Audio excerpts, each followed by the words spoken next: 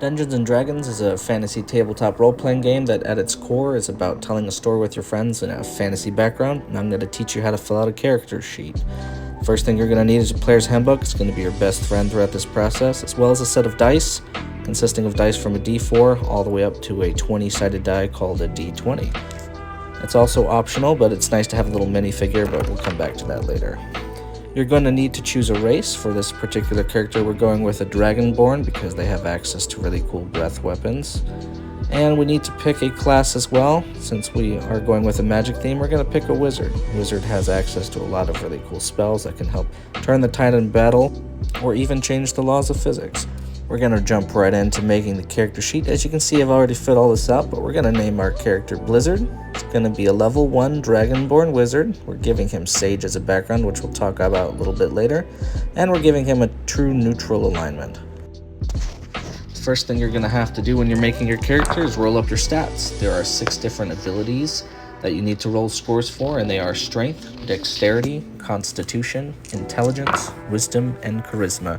So what I'm doing here basically is rolling 4d6 die, which looks pretty much like your standard die, and we're going to take the 3 highest numbers from each of those rolls that we do. We're going to do it a total of 6 times, and those are going to make up our core stats. Our ability scores basically determine what our character is able to do and how well they're able to perform different skills and actions within the game.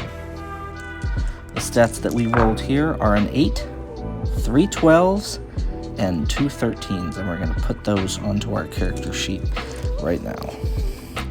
As you can see, I filled in our ability scores here on the left-hand side.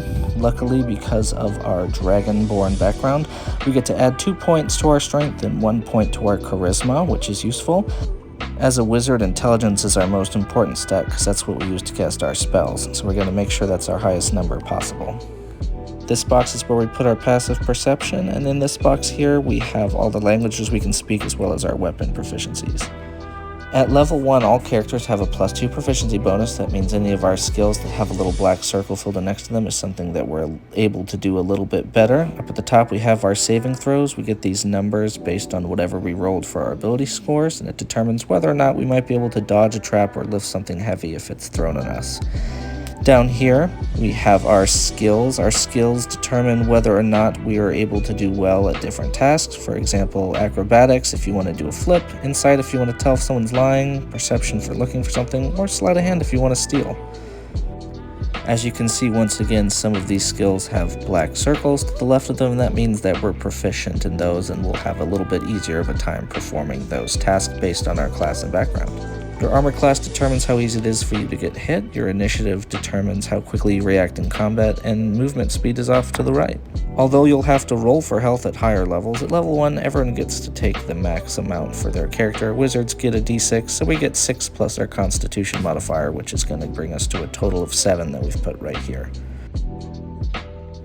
This box just shows our d6 is what we use to roll for health, and then down here we have our weapon. We're going to take a quarterstaff with us in case our spell slots run out. These are going to be a few of our supplies in this box here, to include an Arcane Focus, Scholar's Pack, and Spellbook. These things we get to start the game with. We also get a nice tidy sum of gold to help us purchase anything we might need, and we start with some other smaller items as well. Over in this top right section is where we talk about our character. Maybe they're horribly awkward, but still love to pursue knowledge, and they have a duty to protect books. And a fun flaw might be that they can't keep a secret. Finally, over here in the bottom right, we have our features and traits, which we get as a result of our class or race. In this case, we have a really cool race trait where you get a breath weapon for being a Dragonborn. It's going to shoot a nice 15-foot cone out of cold damage. We are called Blizzard after all, and enemies will have to do a con save to see if they can dodge it. Since we did choose a wizard, we also get to pick out some spells as well. As you can see at the top part of our sheet here, we've put that we're a wizard, and we're going to be using intelligence as our spellcasting modifier. Since we're super smart, we get our spells out of books. We've put our spell save DC here, which is based on the math that's within the book, and also our spell attack bonus for ranged spells. Now, it's important to note that you can't use all spells, which is why this first one is crossed out. That's a bard-specific spell, but we can add plenty of stuff that's specific to wizards. What we've put here in our cantrips are Mage Hand, Light, and Frost Ray. Again, we are called Blizzard. And we also have a couple spell slots at level 1, so we're going to take some more offensive spells like Burning Hands and Magic Missile. And that's it. Now that you've completed your character sheet, you're ready to hop into the world of D&D and start telling stories with your friends. Hopefully you won't have to fight anything this crazy on your first outing, but you never really can tell.